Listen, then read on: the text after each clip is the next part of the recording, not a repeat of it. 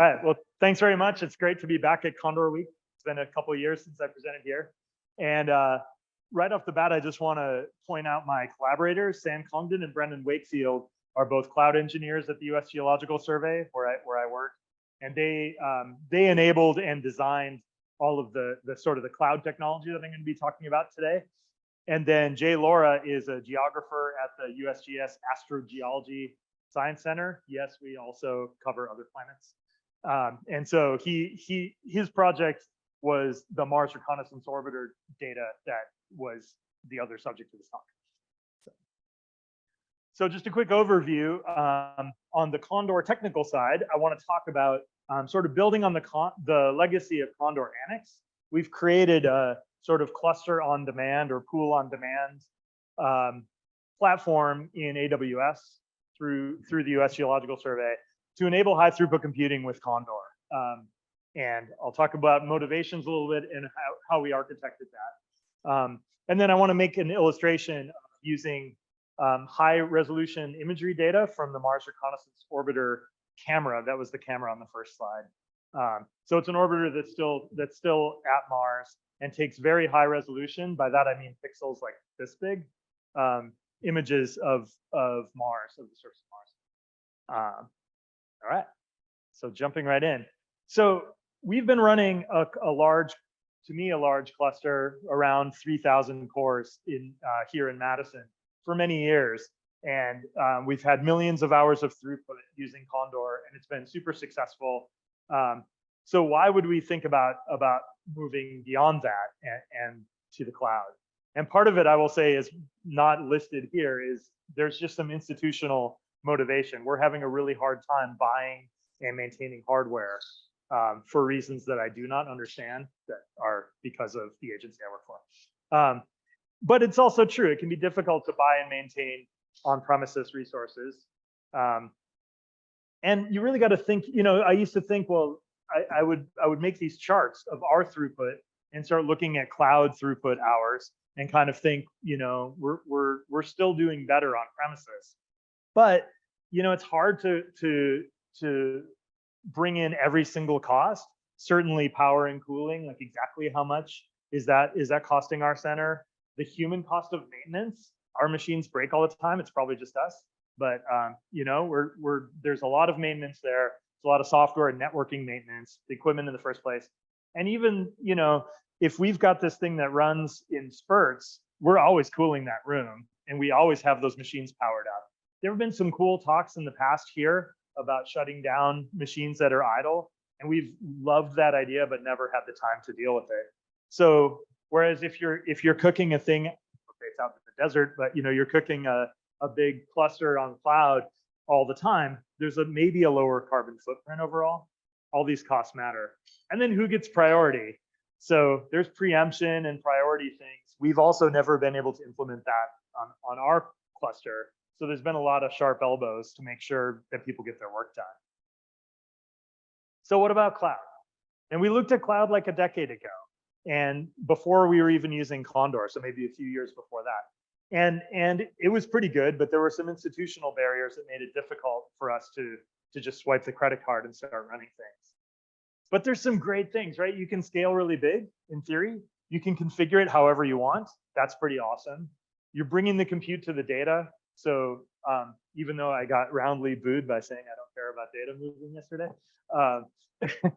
it is important, of course. But I do care. It was a moment of weakness. But like you've got egress or ingress and egress costs to get to cloud. But once you've made those costs, moving the data around can be pretty cheap or free. So bringing the compute to the data is a good thing. And everyone gets their own cluster, right? You get a cluster. It's awesome. This takes care of the priority issue because everybody's just spinning up their own little world. The downside, I mean, the IT nerdery overload, I would say. So I am not a computer scientist. I sometimes pretend to be. I'm trying to make these things work and do the science at the same time. And to me, there's just so much jargon and challenges in like going to a new place. And maybe it's just because I'm dumb, probably, but I think you can't really overlook that. And a lot of the people that I work with are in the same boat. They're scientists that are just trying to get a bunch of work done. And if they're like, oh, by the way, go invent a way to do this on the cloud, like with institutional challenges as well, it just doesn't happen. And there's this concept that I've discovered in kind of looking at repeatable workflows called the ubiquity of error, right? Software doesn't maybe have errors, it totally has errors. And models totally have errors. So you run things more than once, but the challenge is this thing, right? The meter's running when you're on the cloud.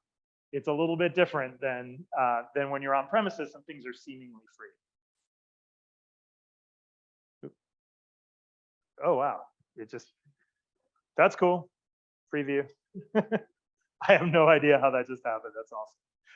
So we've got some code we've put it out on GitHub now, and we're calling it Cloud HT2C, the high test project that USGS paid for a lot of this, and then high throughput, right?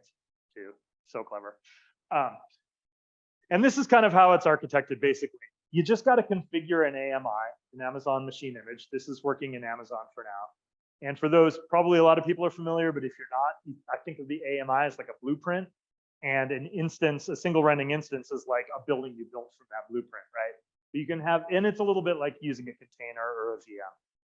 There's a few prerequisites for that AMI. Internally, we've got some just kind of sitting around that we just inherit. Externally, in the code, we document what those prerequisites are. And then we're using a technology called CloudFormation. And it's a little tricky because CloudFormation is a way to spin up a bunch of machines of similar type. And it's kind of intended for spillover for things like buying stuff or clicking on your phone, like the main cloud uses, right? But, and so one of the issues is that if a machine goes away, it pops right back, right? That's the idea with CloudFormation. So we've had to do a little bit of trickery to make it be a cluster that is all behaving as one group. That's what we need for a cluster to operate, but also to be able to have things time out and go away for certain reasons. So, but it works really well, and there's a YAML configuration that's pretty straightforward to get this thing set up. And you basically say, which AMI do you want? What kind of architecture? Do you want a whole ton of machines that each have 4 cores? Do you want a couple machines that each have 96 cores? Those kind of decisions. How many workers do you want in your pool? And then optionally, you can choose the spot market, which is quite a bit cheaper. And then there are some timeout options. And then CloudFormation kind of coordinates all this. The single central manager can be put into suspended state, so you're not paying for it, and the workers can come and go. But the cool thing is every worker that you light up knows what the address of the central manager is, and they are instantly in communication. So you can have, for example, you could set up your central manager and you are working on it for a little while, getting things kind of dialed in with one worker. And once you're convinced everything's going to work, then you spin up, 100 more workers and keep going. So it's very flexible that way. And there's a few ports that are open by design. Obviously 9618, we all love that port. But then there's a couple more ports because we use another master worker process under the hood a lot. So Uncle Greg told us there are 12 differences between HTC and HPC yesterday, but a big one is data, right? Data, it comes back. I know, whatever. But so in a way, I'm thinking of this work as kind of in some ways a hybrid of HPC and HTC. Obviously, the part of HPC where everything has to be networked really fast at that expense, we're not dealing with.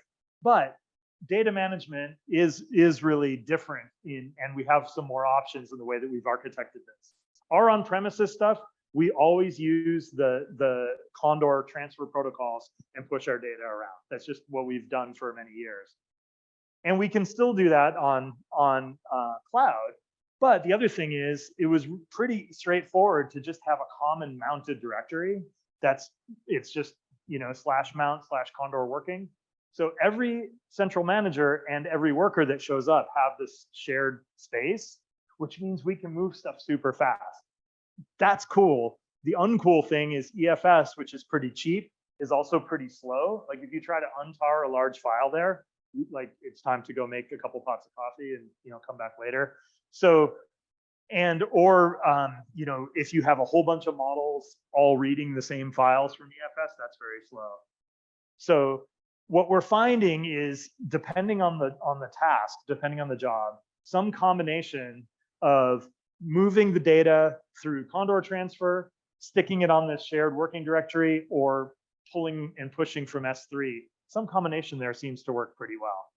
And we use Globus to get from laptop land out to S3, and then we just sit back and watch it all happen. So how do you configure this thing? I said that there's a YAML file, but a great way that, like, internally we're interfacing with that is something called a service product. By the way, I thought there was a lot of jargon in the computer science that I did, and then I went to the cloud, and there's like, it's unbelievable. But a service product, but it's a great thing. It's this may be hard to read, but I'll just kind of give the highlights. So the first thing you have to do is sort of name your cluster, because then all of the computers, all of the instances will have that name prepended, so it's easy to search for machines. And a little bit of networking stuff that's generally pretty default. And then you decide how do you want to configure your controller, your central manager. And so you basically decide one of the architectures of the many that are available in Amazon, how much memory you're going to need, and what AMI it's inheriting from. Poof, that's done. And then you go here and you say, how many workers do you want? And also what kind of architecture do you want for those workers as well? And how much memory on each? And they can actually have a different AMI as long as it has those prerequisites that were required. And I just want to point this out. This we stole from Condor Annex, which we stole via Todd, who showed us how this was done in Condor Annex. So this is, or as Marone might call this, embarrassment prevention, also cost overrun prevention. But this is a worker node timeout. So if a worker is idle for this amount of time, it will leave the group and you will stop paying, which is pretty key. And then we also have like the dead man switch. So there's a timeout. You can say in 6 hours, I don't care how much science you're doing, it's done. And this is an important part of my workflow as a modeler, because I always submit Friday night at 7 p.m. when I'm really trying to get out the door to go do something else, because everyone's dutifully gotten me their model by 5 o'clock on Friday.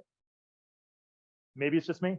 And so without this timeout stuff, it flipped the whole thing on its head. It meant starting these things at 6 in the morning and babysitting all day to make sure you weren't letting things run past their due date. So this is a great addition.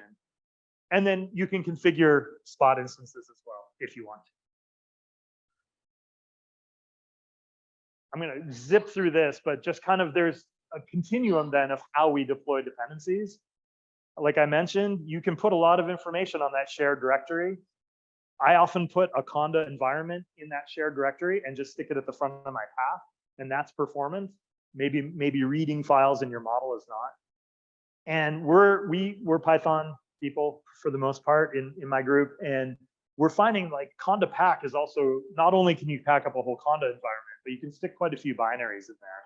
So just having a Conda packed environment can be an efficient way to move things around.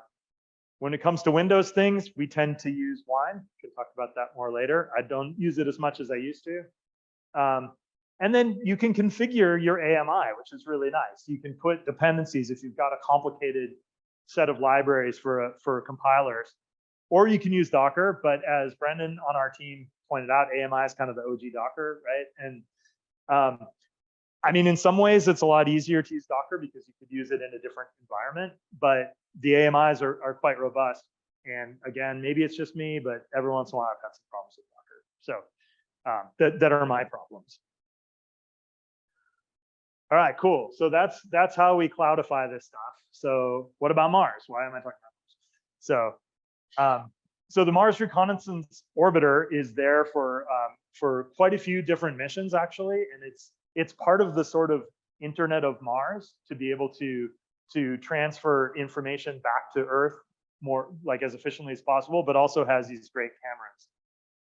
So, but the big issue is the images come back as JPEG 2000, and they're not really registered just like photographs, right? And so there's a couple issues there. You need to project them onto a sphere and make sense of that and register it in coordinates on Mars. And also, they're big and they're very high resolution, as I mentioned. But if they're in JPEG 2000 format, if you go out to get one, you have to download a maybe a gigabyte of imagery just to take a look at it. Whereas cloud optimized geotiffs are cloud optimized. So that means that they have various resolutions so that you can look at them through a browser and bring them down much easier. It's more explorable. And then putting these things into common projections really enhances interoperability for the scientists. But one of the cool things about this is that these data are openly available, but the path from JPEG 2000 to cloud optimized geotiff and the reprojection and stuff requires a lot of Mountain Dew and very few showers. So what ends up happening is a beginning graduate student wanting to get into planetary science spends tons and tons of time trying to make this translation. And so NASA, in collaboration with us and in collaboration with Amazon, who's paying for the hosting of this data, just said, look, why don't we just process the entire data set and make it openly available so that we can make the pipeline from thinking of science to doing science a lot easier for the people that are trying to do the science and not just fussing with this like really complicated workflow. So that's what we wanted to do. And so here's the work that we did. And originally this was being done on premises on high performance machines, which worked. It was okay. But part of the argument that we've been making is, and Marone has said this before, like, if you think about the percentage of high performance jobs that are actually high throughput, it's what, 90, 95%? I mean, it's a lot, right? And every time we divert a high throughput job off of a high performance resource, that high performance resource can be used for the things that actually need it. There are fewer, but they actually need it, right? So it's kind of everybody winning. But we wanted to also explore doing this in the cloud. So that's how these things came together. And it was 155,000 plus total images. The input was 100 terabytes and it was in one S3 bucket, and the output went to the registry of open data on S3, and it was a little bit bigger because there's some new metadata. We spun up 2,000 machines of various numbers of cores and had 4,600 concurrent jobs. And the total wall time for this was about 4 hours. I'm not gonna lie, I got it all going and I didn't know about Condor Watch Q, so I did watch Condor Q. On one laptop and watched The Martian once on the other one because it just seemed appropriate. My wife actually insisted because it was nighttime also. But unfortunately, we couldn't get through the movie twice because it only took 4 hours. And there was a budget, that was put out for this, and we came in at 2% or 10% of that budget. 2%. So spot instances for the win. So this is the team, the exciting launch party, 2,000 things going. You can see that they all showed up in Amazon as well. And then this is a lot of dots, right?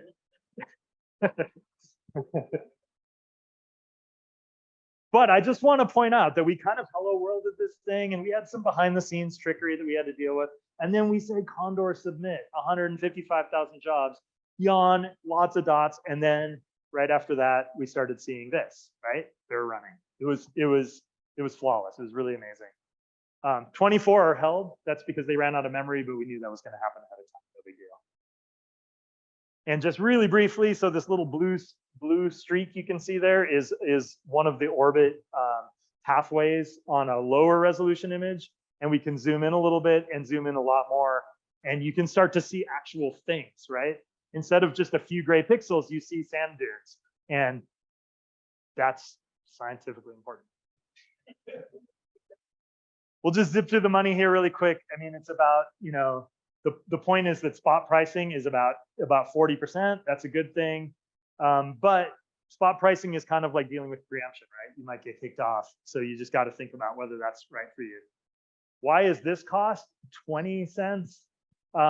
Whereas in spot pricing, whereas the other one is 17 cents. That's this thing. We will talk about that.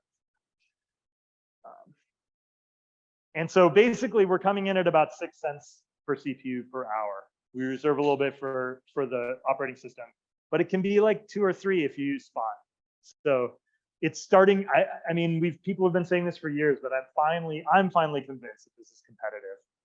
And so if anybody's interested, kick the tires on this thing, but also please feel free to reach out if you do, because we've got kind of 2 parallel tracks. Our internal code base and what we've put out there aren't always fully in sync. So definitely don't hesitate to reach out if you're interested. Thanks very much.